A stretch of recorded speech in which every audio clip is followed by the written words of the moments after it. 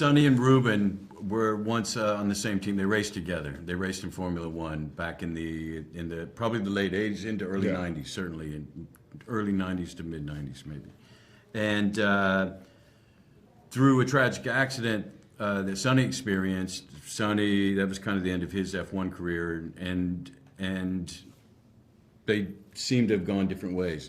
In that amount of time, Javier's part, Ruben, has become very successful in the sport and is now evolved into a team owner. So now he's running his own Apex GP team, but as it stands, they're a last place team, and so he has this harebrained Hail Mary idea to bring back his old friend who never quite got to answer this thing.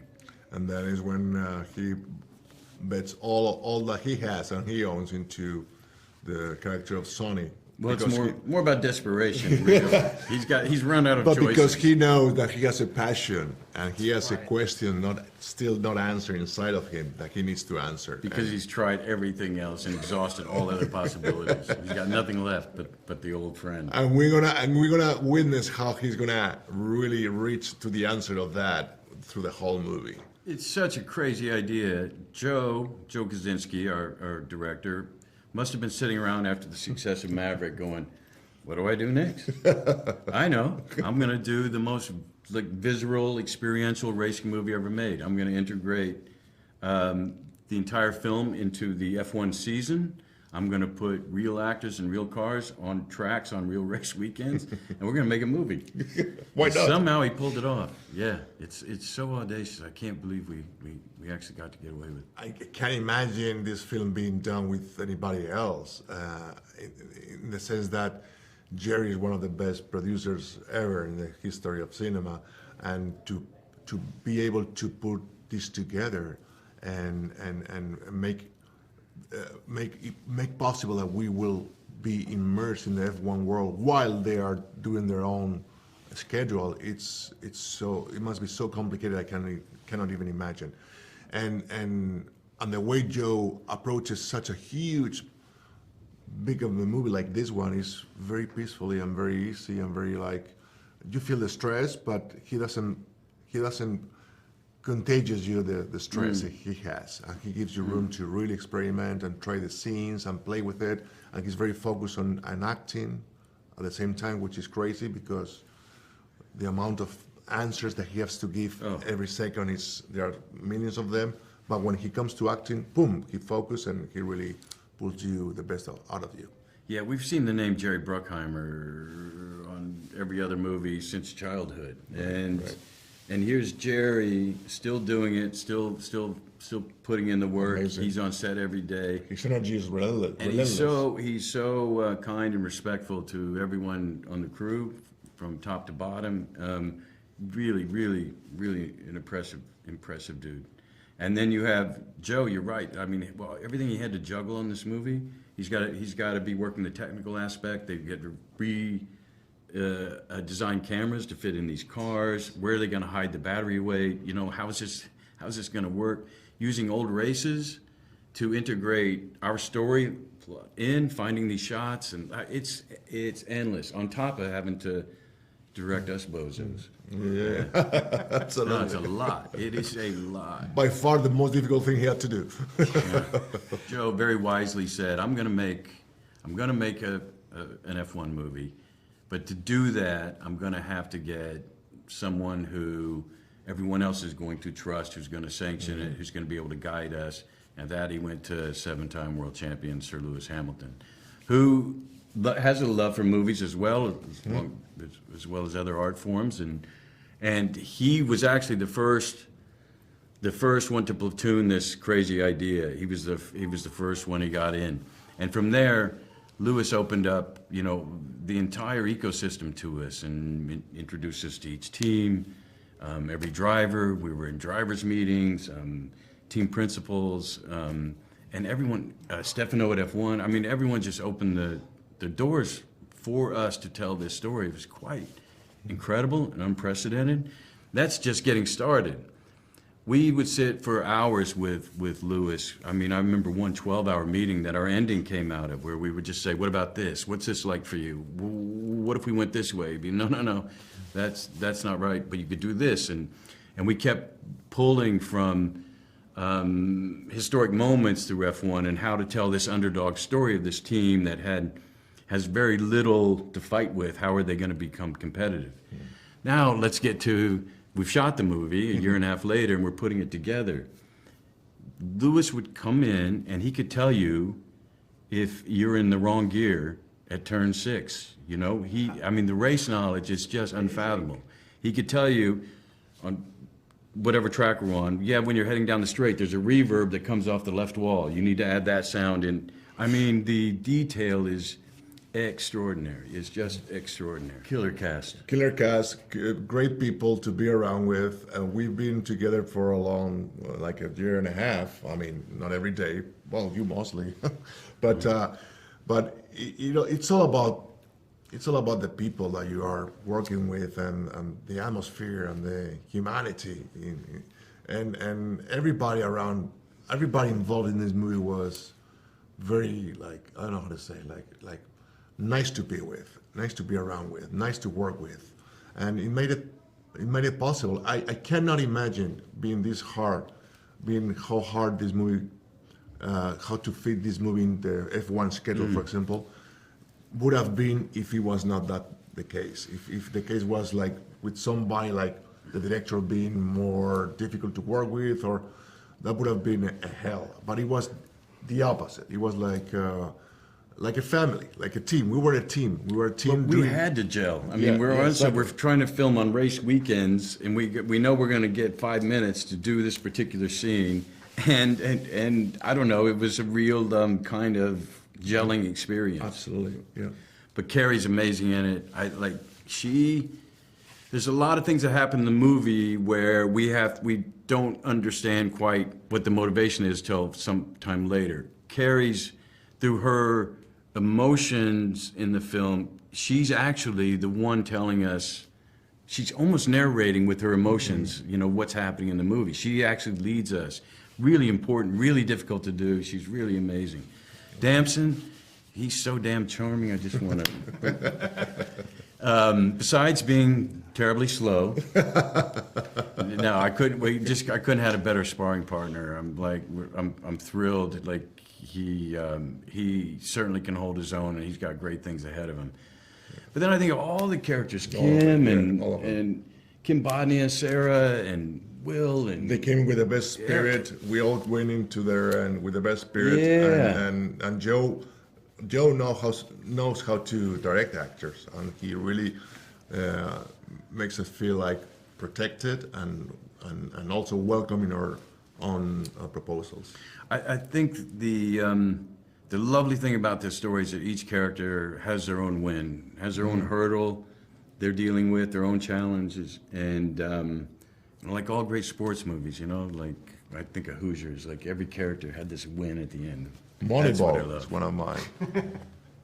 Yeah. Cool. Well, yeah, not so much of a win, but Joe set out to make the most visceral, experiential racing movie of all time, and so the bigger the better.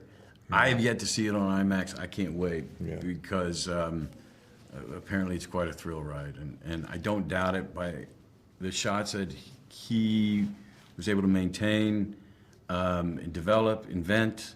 What I've seen even on the small screen is pretty damn thrilling. So the amount of work of so many professionals putting the best they know into every detail is really make it worth it to go to the biggest screen and enjoy every aspect of it. I've always wanted to play an athlete. I grew up wanting to be a football player, so any way I can get into the world of sports was really big for me in movies.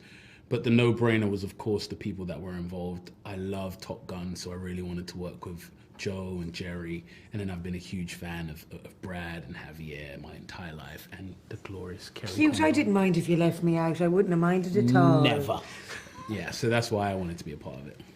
Yeah, I met before I even read the script, so I was the same. It was the team. I was like, oh my God, a big, massive movie, and I might be the female lead. I was like, come hell or high water, this is my part. And then when I read it, it was the same. It was like, oh, this to prep this and like figure all this out and immerse myself in it. I was like, I know exactly what I have to do to pull this off. Like, I think I'm the right person for it. Joshua Pearce is a young, kind of arrogant rookie who wants to win a championship, but lacks the maturity to really lead the team. And then when Sonny Hayes' character comes to the team of Apex, he kind of butts heads with him, but over time builds a respect for him. So that's Joshua's story. So Kate McKenna is the technical director of the team, and the team is at a low ebb when we meet them in the beginning of the movie. They're not doing well, and it's partly because of the car, which is Kate's responsibility. So her confidence is not great at the beginning of the movie. And her backstory is like she was married to this fella. Presumably she went to engineering in college and she was married, and she said she wanted to go in Formula One because Javier Bardem's character saw like she was talented, and the husband was against it, so she broke up with him. So I imagine she didn't have much experience with men, like that was her only kind of like fella. And then she put the head down and worked. And then we find her then at the beginning of the movie, like trying her best, knowing she's good, but like something isn't working and she can't figure out why it's not working. And then the rest is the movie. The first time I met with Joe and Jerry, I had said to them, in Top Gun, people were flying those planes for real. How are you guys going to do F1? Green screen, right? And they both deadpan looked at me. They're like, no, you're going to be driving the cars for real. And I put my poker face on and I was like, I could do that. A sweat. Yeah. Sort of like a sweat of blood. But, you know, we trained for about 4 or 5 months behind different disciplines of race cars. And by the time we got into the cars that we used for the movie, you know, going from Grand Prix to Grand Prix, racing amongst the real crowd, you know, we were ready to go. And the interesting thing about driving was we had all these cameras on the car. So unlike Lewis and Max, when they're in a car and they could see everything, we could barely see. And sometimes we'd be going 180 miles per hour while saying lines at a specific place on the track. With emotion, trying to look cute while we did it. So it really was, you know, a huge challenge. But the feeling after completing it, and, you know, the taps on the back of the shoulders and, you know, the respect we received from the world of Formula One was second to none. We went to the Barcelona Grand Prix for the very first time just to observe it. I didn't know anything about Formula One, and that was the first place that Joe sent me to just watch it and enjoy it. And we met a lot of different people there and just could ask them questions. And I met Bernie Collins, who's a strategist in real life, and she's from Ireland. So I immediately was like, I'm going to like totally take her backstory in the sense of her education, what led her to Formula One. And then I started to realize it's actually like a lot, you know, and my physics is not my strong suit. So I remember thinking, okay, I need to just take what I need for the movie to pull it off in a realistic manner. I cannot take in everything. I mean, it's just too complicated.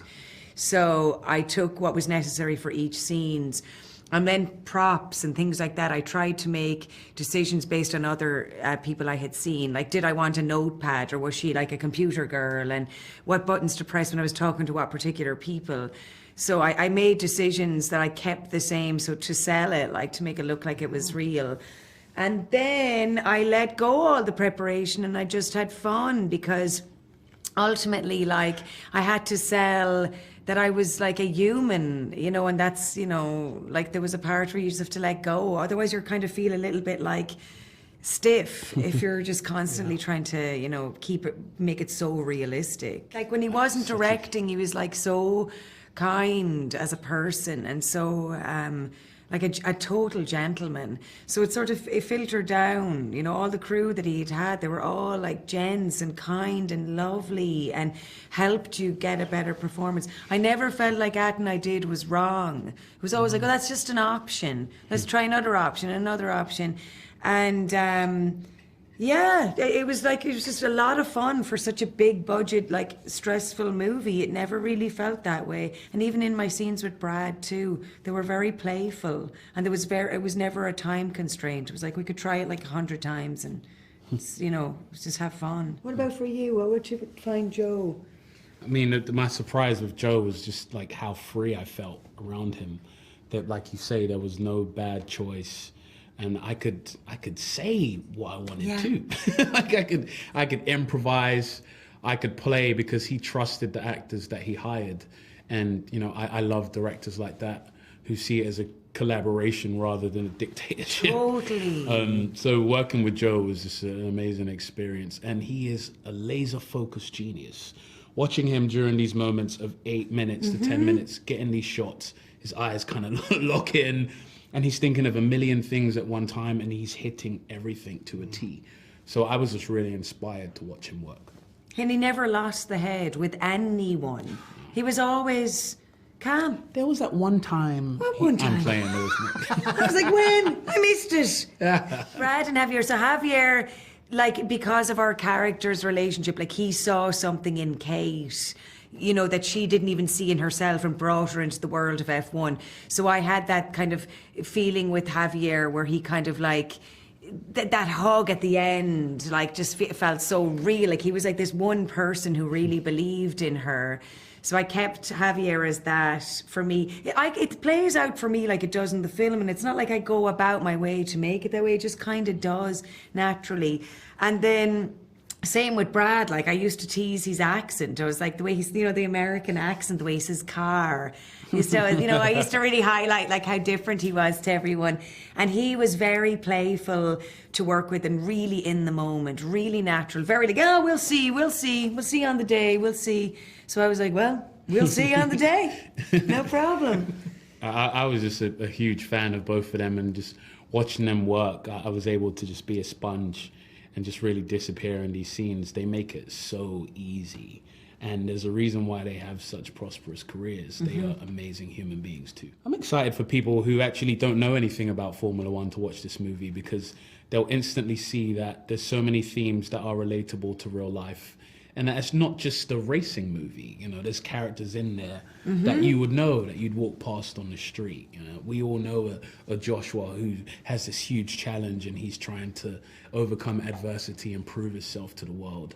So when people leave the cinema, they're going to feel how they felt back in the day when they watched those big movies. They're going to wish they were of that world. Yeah. Yeah, there's so many different nationalities and accents in the movie, and they like seamlessly sort of come together. So that is really nice to see in a movie. Like, and then it reminded me of when I was younger, like that feeling where you're like cheering and you want, like, it really evokes this like feel good like feeling with the music and everything. And these like people who were losing, like learning and doing well. Like, it just was like a movie I would have seen when I was younger, that I would have remembered every line. And so I really hope people feel that like nostalgia feeling of like, that's why movies are so great. It's like you remember them forever and the feeling that you felt. It's also like a family movie too. Like, it's quite age appropriate.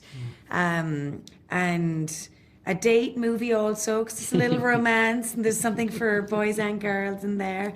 Yeah, I think I just hope they feel like it was worth the money to go to the theatre because the sound and the camera work and everything.